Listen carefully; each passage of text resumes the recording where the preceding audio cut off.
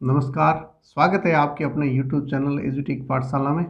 आज हम अध्ययन कर रहे हैं कक्षा 8 के विज्ञान विषय का तृतीय अध्याय संश्लेषित रेशे एवं प्लास्टिक यानी सिंथेटिक फाइबर्स एंड प्लास्टिक्स। इसमें कौन कौन से बिंदु है जिसका हमें अध्ययन करना है, तो वो बिंदु ये है रेशा यानी फाइबर्स, ये क्या होते हैं। फिर इनमें से ही संश्लेषित रेशे यानी कि सिंथेटिक फाइबर्स, फिर इनके प्रकार संश्लेषित रेशों के, और संश्लेषित रेशों के गुणधर्म यानी कि इनके कैरेक्टरिस्टिक्स, और फिर दूसरा है प्लास्टिक्स, ये क्या होते हैं और प्लास्टिक के प्रकार क्या क्या है और प्लास्टिक के गुणधर्म क्या क्या है जिसके कारण बहुउपयोगी ये पदार्थ बन गया है प्लास्टिक। तो इसके बारे में हम जानेंगे। तो पढ़ने से पूर्व कि आप सबसे पहले जो वीडियो देखें तो इसको ध्यान से पूरा वीडियो देखें। पूरा का पूरा पाठ मैं एक साथ डालता हूँ ताकि आपको पूरी पाठ की समझ विकसित हो। साथ ही ये देखने के बाद में आप अपनी जो पुस्तक है उसमें आप इसको पढ़ें एक साथ, ताकि एक समझ विकसित हो कि आखिर इसमें है क्या। तो चलते हैं आज के अपने विषय की ओर।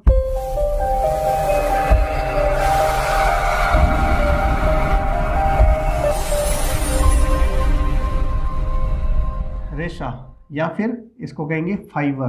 तो रेशे क्या होते हैं कि ये तंतुनुमा संरचना है जो लंबी, मजबूत और लचीली होती है। लंबे, मजबूत एवं लचीली तंतुनुमा संरचना है, इसको कहते हैं हम रेशा। और ये दो प्रकार का होता है। रेशा दो प्रकार से हम इसको वर्गीकृत कर सकते हैं इसको, एक प्राकृतिक और दूसरा कृत्रिम यानी कि संश्लेषित।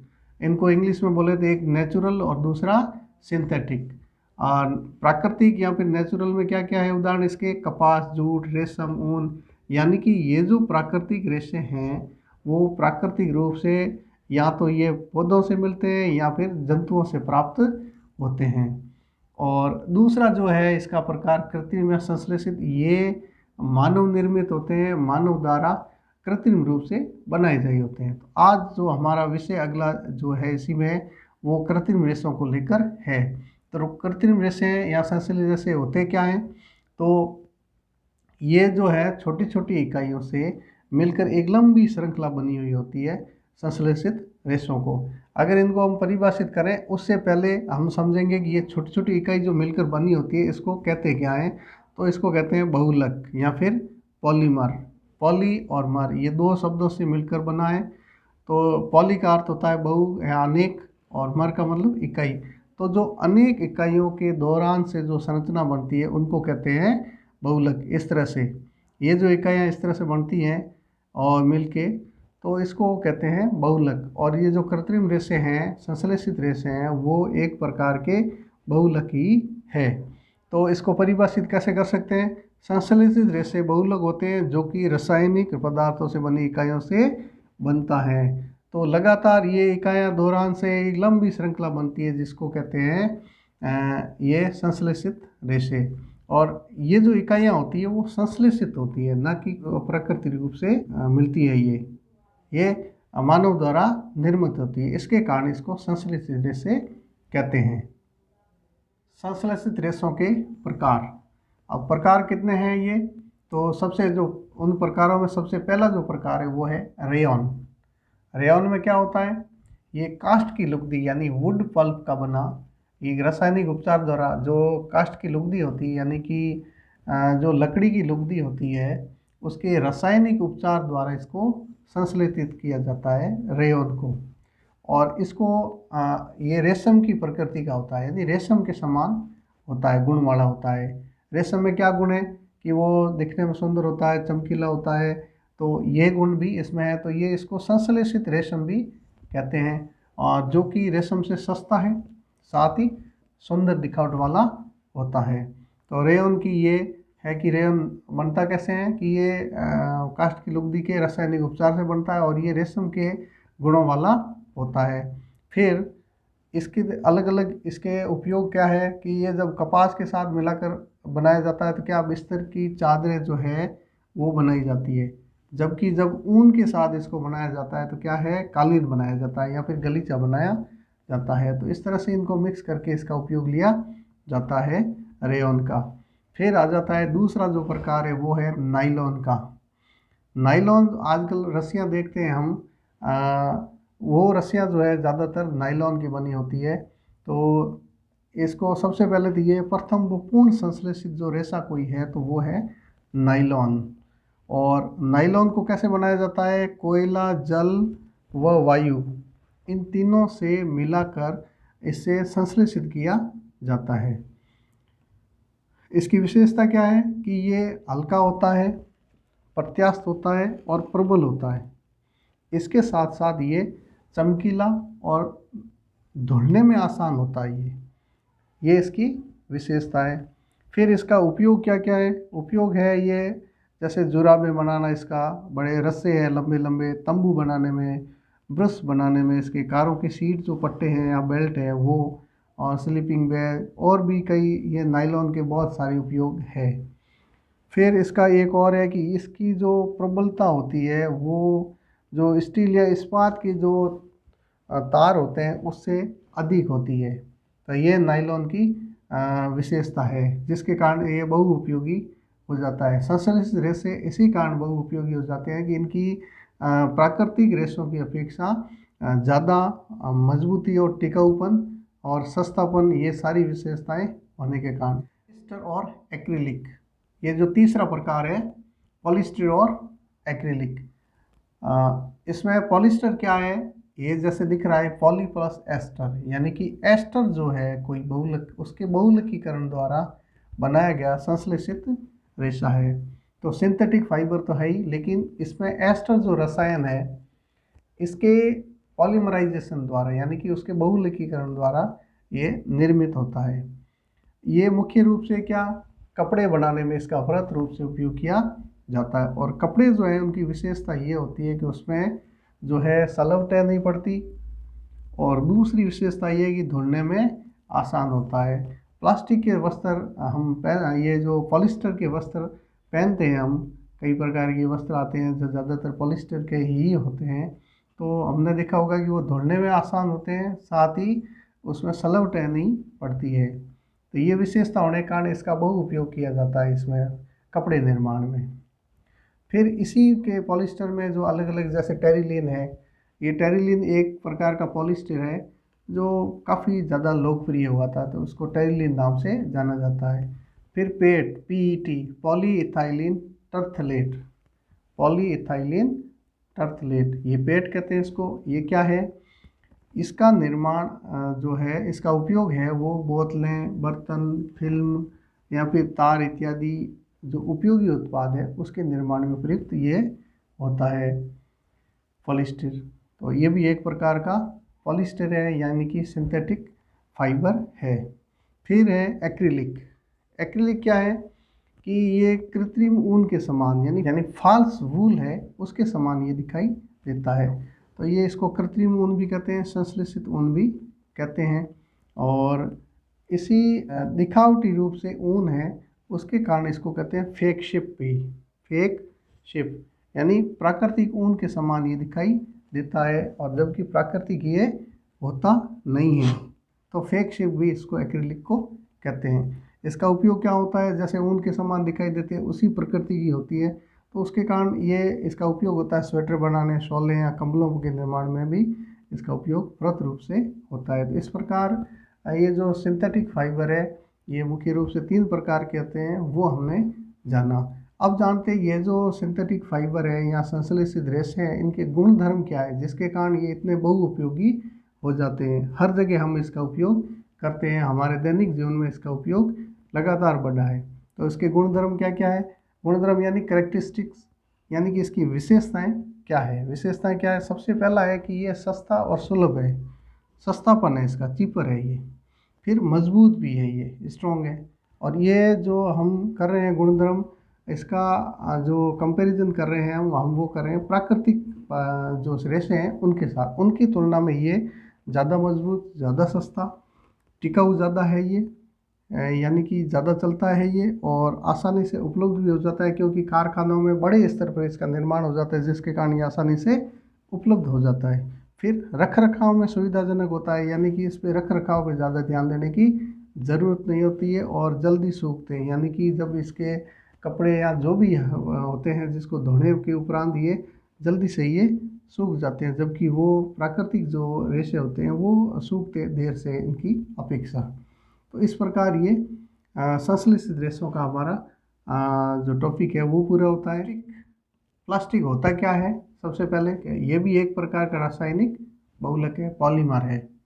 और इसकी विशेषता क्या होती है कि इसे पुनः चक्रित पुनः प्रयुक्त किया जाना, इसके साथ साथ इसको पुनः रंगा जा सकता है, इसको पिघलाया जा सकता है और इनको बेलनाकार चादरों में बदला जा सकता है।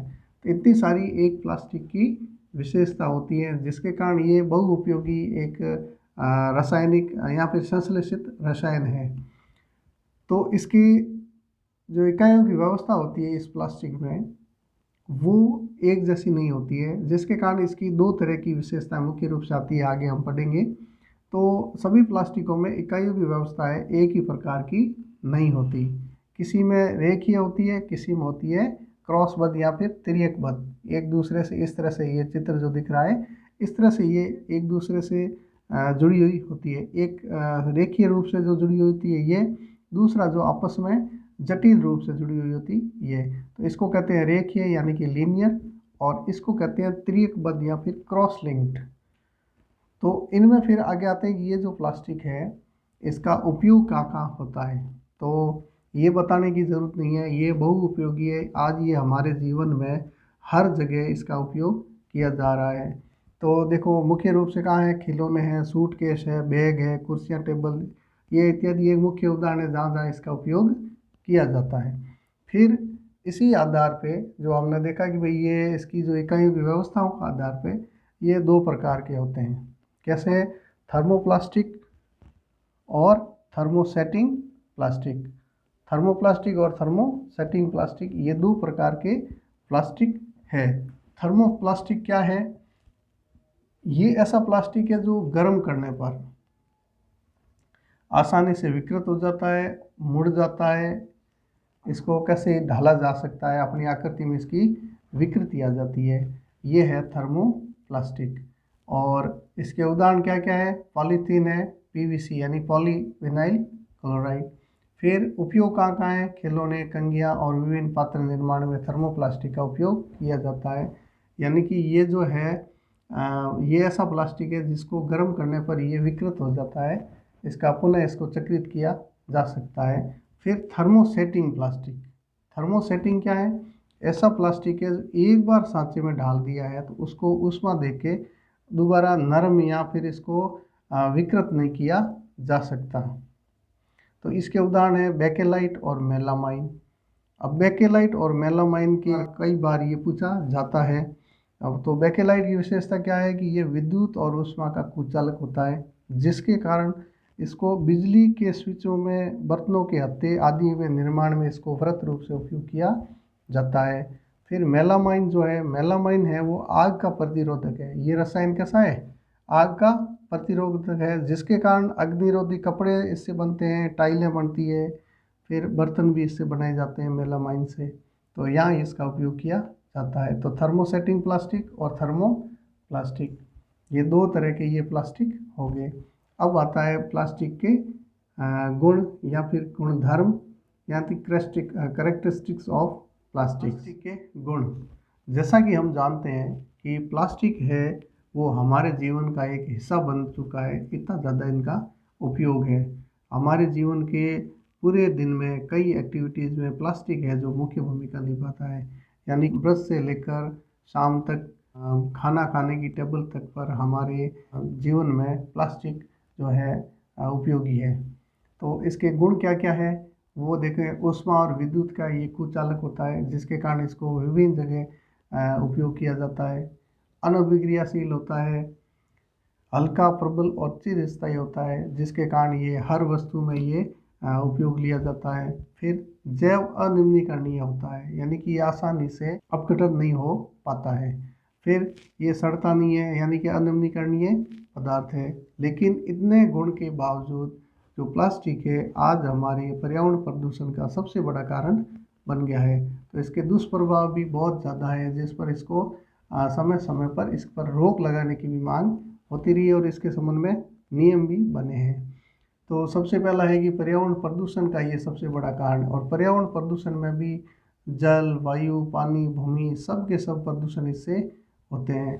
और इसका सबसे बड़ा कारण ये है कि इसको नष्ट होने में काफ़ी समय लगता है, यानी ये जैसे अनिम्नीकरणीय, जैव अनिम्नीकरणीय, इसको 500 से 1000 वर्ष जो है वो लग जाते हैं निम्नीकरण होने में या फिर अपघटित होने में। इसके कारण ये पर्यावरण प्रदूषण का सबसे बड़ा कारण बनता जा रहा है। और इसका दुष्प्रभाव कहाँ कहाँ देखने को मिलता है, जैसे जलीय या कोई भी स्थलीय जीव है, जब इसको खा जाता है या फिर ये भोजन की वस्तु समझ कर ले लेता है पेट में, तो उसको मरना पड़ता है, क्योंकि ये इसका पाचन हो नहीं पाता है। फिर इसी के द्वारा ये छोटे छोटे टुकड़ों में मानव शरीर में भी ये जाता है। ये फूड चेन का हमारे हिस्सा बन जाता है प्लास्टिक, और जिसके कारण मानव शरीर पर कई तरह के दुष्प्रभाव देखने को मिलते हैं। जैसे उसकी जो इम्यूनिटी पावर है, रोग प्रतिरोधक क्षमता, वो निम्न होती जाती है। जनन क्षमता मानव की निम्न होती चली जाती है। मेटाबॉलिक एक्टिविटी जो है हमारी वो कम होती जाती है। तो बहुत सारे दुष्प्रभाव इसके प्लास्टिक के भी नज़र आते हैं। तो अब इतने सारे गुणों और इतने सारे दुष्प्रभाव के बीच में इसका क्या सॉल्यूशन हो, इसका हल क्या हो कि ये दोनों ही हमारे काम में आ जाए। इसके गुणों को भी उपयोग ले लिया जाए और इसके दुष्प्रभाव से भी बचा जा सके। तो उसके लिए निवारण के हल है 5R में। 5R का मतलब क्या है? रिड्यूस, रीयूज़, रिसाइकल, रिकवर और रिफ्यूज़। ये 5R हमें याद रखने हैं। 5R में क्या है कि इसका उपयोग है वो सीमित करें, जहाँ उपयोग होना चाहिए उतना ही उपयोग करें, रिड्यूस करें इसका। फिर हो जाता है रीयूज़, यानी पुनः उपयोग करें इसको। एक बार उपयोग करने के बाद में इसको सुरक्षित रख के इसको पुनः उपयोग करें, फेंकें नहीं। तो ये हमें आदत बनानी है। तो रीयूज़, रिड्यूस के बाद रीयूज़, फिर रिकवर करें। जहाँ भी ये है फेंके गए उनको वापस रिकवर करें। जहाँ जहाँ तक ये प्लास्टिक के उत्पाद गए उनको वापस इकट्ठा करें, उसकी ऐसी व्यवस्था करें। तो इसकी पुनः प्राप्ति की व्यवस्था करें। फिर पुनः प्राप्ति के बाद में इसको रिसाइकिल किया जाए, यानी पुनः चक्रित किया जाए।